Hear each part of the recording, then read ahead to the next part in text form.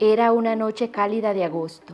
Las brisas del veranillo de San Juan se habían ido y solo quedaba ese calor sofocante y pegajoso y martillado por las aspas del ventilador.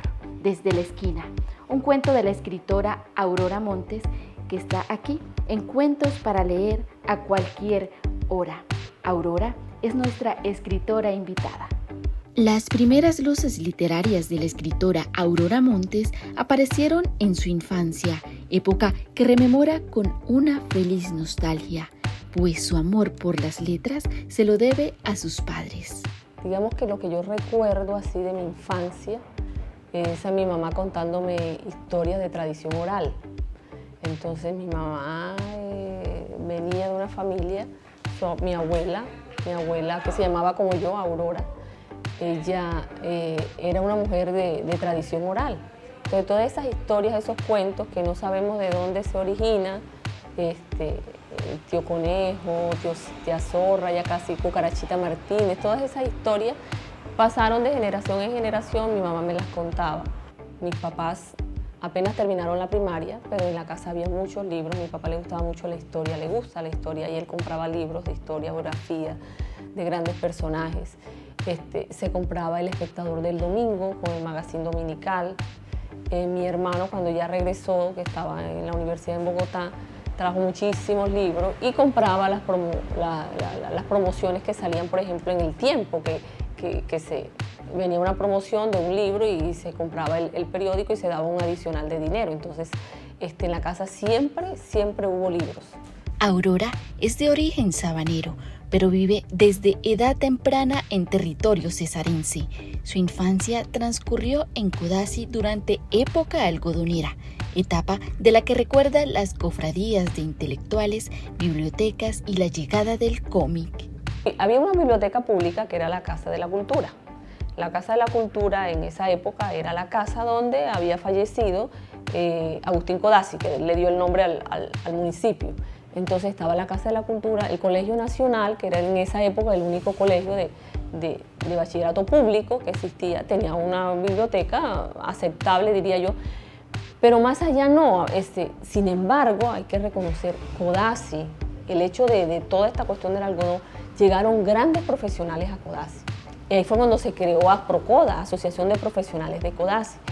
Gente culta, incluso algunos intelectuales, que de alguna manera formaron como una especie de cofradía allí donde se movían los libros de alguna manera, que traían de Barranquilla, que traían de Bogotá, de Medellín. Había mucha gente antioqueña, profesores antioqueños y profesores del Atlántico, y ahí se movía el libro, pero como tal venta de libro no, como te digo, las promociones que venía con el periódico, la gente sí leía el periódico, o sea, había un grupo que leía mucho. Había algo maravilloso en esa época, que eso después se perdió, y era el cómic. En esa época el cómic era barato y había esquinas donde a ti te alquilaban cómic. Mi mamá tenía el negocio porque ella era vendedora estacionaria, tenía una venta de ropa, y en la esquina había un señor santanderiano que tenía la venta y alquiler de cómics. Entonces él tenía unos aparadores donde colgaba los cómics y había unas bancas, y entonces nosotros, mi hermano menor y yo, toda la tarde alquilando cómics. Así que nosotros leíamos todos los cómics, no recuerdo por cuánto era. El cómic es una gran entrada a la lectura para los jóvenes y para los adolescentes. ¿Por qué se perdió eso? Porque nuestros políticos tuvieron la maravillosa idea de ponerle impuesto al cómic. Y se puso muy difícil de comprar, se puso carísimo, entonces ya ahí murió el cómic. La venta de cómic, la lectura de cómic, por lo menos para los estratos bajos, eso se acabó. Eso quedó después siendo como algo de lujo. En algún tiempo quiso imitar a Vallejo, pero se despojó de esa idea al escribir El Rifle, su primera historia. Yo recuerdo que era un grupo de chicos, de adolescentes que llegan como una especie de cabaña, ellos van por un fin de semana y entonces encuentran un rifle. Total que la historia termina en alguna desgracia, alguien quedó herido por el rifle, era algo más o menos así. Yo recuerdo que en la casa había como diccionario, bueno, ahora los muchachos tienen este acceso para la información. En la casa mi hermano nos llevó el pequeño Larousse, que era el gran diccionario gordísimo así, y entonces yo empecé a buscar allí rifle, pero entonces tendría que decir la marca del rifle, decía yo en esa época. Entonces me acuerdo que Winchester, entonces, o Winchester, yo puse. Y yo me acuerdo que puse en mi máquina de escribir, en mi Remington. Yo tenía una Remington porque además en el colegio donde estudiaba dábamos lo que se llamaba en esa época comercio. Entonces recuerdo que esa fue la primera historia. Ya después en la adolescencia me gustaba mucho el poeta Vallejo, el peruano, y yo quería imitar a Vallejo. Naturalmente todo eso era malísimo. Conocer otros mundos a través de los libros despertaron en ella la fascinación por la escritura. Quiso saber cómo se construían las historias que la acompañaban a medida que crecía. Bueno, entonces entre esos escritos, entre tantos escritos, yo me fasciné por los autores. Yo decía, pero ¿cómo fue posible esto? O sea, ¿cómo alguien puede producir este mundo maravilloso? Y cómo puede crear otros mundos, puede crear otras voces, puede crear estos personajes. Y más o menos después de haber leído yo La Isla del Tesoro, quise hacer algo, empezar a escribir, y yo creo que yo estaba en sexto grado, algo así, entre 13 años, algo así, no recuerdo bien, y yo empecé a escribir cositas, y mi hermano me aplaudía, mi hermano mayor, que era el que... Pero bueno, todo eso quedó por allí, y lo retomé después ya en la secundaria, por allí en décimo, en 11, pero con la poesía. En la adolescencia tiende uno a ir a volver a la poesía o a iniciar en la poesía, entonces hacía algo de poesía y ya después fue ya en la edad adulta, donde ya aparece esto, digamos que ahí hay un lapso de tiempo donde yo sigo leyendo muchísimo, pero me olvido de la escritura. Yo me olvido de la escritura por mucho tiempo y vuelvo a la escritura ya cuando llega a Internet o cuando yo tengo acceso a Internet. Entonces veo que hay grupos de escritura creativa, de clubes de lectura donde las personas leían un libro y se reunían y hablaban del libro, y eso daba posibilidades para escribir. Entonces ahí vuelvo yo a la escritura. Sin embargo, ese don literario lo dejó en el olvido por unos años. Bueno, porque me casé y tuve hijos. Y eso para las mujeres puede ser maravilloso, ¿sí? Pero al mismo tiempo también es un obstáculo y una barrera. En la sociedad patriarcal machista que tenemos, donde el cuidado está a cargo de la mujer y donde digamos que los hombres no toman una posición de cuidado, entonces ese cuidado deja muy poco tiempo. Entonces más que todo fue una cuestión de tiempo. Entonces el poco tiempo que tenía libre lo dedicaba era a la lectura. Yo decía, o sea, podría dejar de escribir, pero yo pienso que uno nunca podría dejar de leer. O sea, la lectura es algo a lo que uno no está dispuesto, a lo que nos gusta, no estamos dispuestos a renunciar. Aurora es consciente de que las situaciones complejas de la vida pueden descargarse en la escritura. Es por eso que en su rol de orientadora escolar opta por regalar libretas para que los estudiantes se liberen por medio de las letras. En la charla diaria con los chicos, ya sea que sean remitidos por los profes, porque la orientación escolar es una oficina que está abierta para que los chicos puedan hablar cuando quieran y todo eso. Y entonces he identificado mucho que les gusta la lectura. Entonces lo que hago es tratar de motivarlos a seguir leyendo. Y la escritura como una forma digamos, como una estrategia para mejorar muchas situaciones que ellos están viviendo. Entonces, por ejemplo, ellos tienen muchas situaciones de ansiedad, por ejemplo. Algunos ya tienen diagnóstico de depresión, que ya están siendo atendidos por personal externo, con terapia, incluso algunos con medicados. Entonces, la escritura, y está demostrado científicamente, ayuda a trabajar en eso, a trabajar en la ansiedad, a reconocer mis emociones. Entonces, promocionamos eso. Entonces, yo trato de mantener, por ejemplo, pequeñas libreticas en la oficina, y yo les regalo esas libreticas con lapicero para que ellos escriban allí. Algunos, por ejemplo, este año hicimos, aparte de mi trabajo normal y con las profes del Departamento de Lengua Castellana, hicimos talleres de escritura. Lo hicimos en 9º, hicimos en 10º y en 11, porque el colegio hizo un concurso de cuentos. ya a nivel de solo colegio.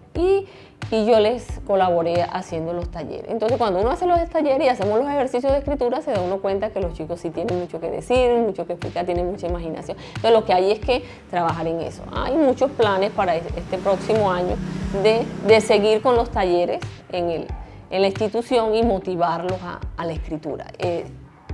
Lo que sí se nota es que en la educación colombiana sí hay un rezago grande en cuanto a lectura, porque no se trabaja desde la primaria. Entonces, a veces se quiere trabajar en el bachillerato. Y la lectura es un hábito, o sea, no es algo que tú puedas imponer, es algo que tú tienes que motivar y estimular, y hay que hacerlo desde los primeros años. Entonces, en el caso del colegio público, desde transición, que sería el primer año. Entonces, trabajar allí con la lectura y para reforzarle todo el resto de habilidades que ellos tienen que desarrollar. La autora le da un knockout a la vida a través de la escritura. Bueno, el boxeo estuvo muy presente en mi infancia y en la adolescencia, porque en los años 80 y buena parte de los 90, el boxeo fue muy importante en Colombia, así como lo fue el ciclismo con Lucho Herrera y todo. Los grandes boxeadores colombianos le trajeron premios al país, y de alguna manera un país que no se destacaba por muchas cosas positivas, aparte del Nobel de García Márquez. Lo demás era Pablo Escobar, narcotráfico, guerrilla, todo eso. Entonces el boxeo era, digamos, que una vía de escape para el ciudadano del común. Y yo crecí viendo boxeo y me gustó el boxeo. Entonces yo dije, me gustaría escribir sobre boxeo, o qué se siente, por ejemplo, una persona estando en un cuadrilátero, qué se siente allí, cómo es eso de sentarte en una esquina y tener que pararte otra vez y de pronto decir, no, yo quiero renunciar a esto, yo no quiero que me sigan pegando, pero o sea, todo eso quería de alguna manera explorarlo allí. La escritura es algo que yo decidí hacer, es algo que me gusta, entonces me libero de la carga de lo que la sociedad o la vida o lo que yo decidí me impone. Entonces la escritura me libera de eso, y estoy en ese lugar que me gusta, que puede a veces ser frustrante cuando las cosas no te salen bien con la escritura, cuando estás allí bloqueada o alguna cosa, pero eso es algo, ese es el sitio, el lugar donde quiero estar. Entonces me libera de la imposición de la sociedad y me dice, estás donde quieres estar. Los libros tienen la capacidad de transformar vidas. Nuestra escritora invitada, Aurora Montes, nos contará cuáles fueron esos libros que le transformaron su vida. Este fue un libro, un punto de quiebre, podría decirse. La Isla del Tesoro, Robert Louis Stevenson. Tenía aproximadamente 13 años cuando leí esta maravillosa historia. Aquí, de la Premio Nobel, esto está recién leído, no conocía nada de la escritora, no sabía nada de la escritora. Y bueno, después de leer el libro uno dice, merecía el Premio Nobel. Es una historia maravillosa, una historia trata de dar voces a una mujer que aparentemente nadie le da la voz, y me gustó muchísimo. Y esta es la antología que gracias a Miguel Barrios, que se puso en esta tarea maravillosa, titánica, de hacer esta antología de escritores cesarenses, y de alguna manera compila un poco lo que estamos haciendo los escritores en el Cesar. O sea, en el Cesar hay muchas voces, hay mucho que hacer, mucho que trabajar, se está haciendo muchas cosas, y él hizo posible que fuera visible este trabajo. Otros libros importantes para ella son Final del Juego de Julio Cortázar, los cuentos de Edgar Allan Poe y las historias de Alice Munro. Actualmente lee Más Mujeres, y el libro de cuentos para dormir a cualquier hora guarda un lugar especial en su corazón. Sé que aquí en el Cesar las mujeres están escribiendo. Hay mucha poesía, mucha narrativa. hay temor en ellas, ¿cierto? O sea, la cuestión cultural, la cuestión social a veces llena de barreras y de talanqueras a las mujeres para vencer todo eso, pero yo lo que les puedo decir es que hay que escribir. La cuestión esta de las tecnologías también nos dan espacios.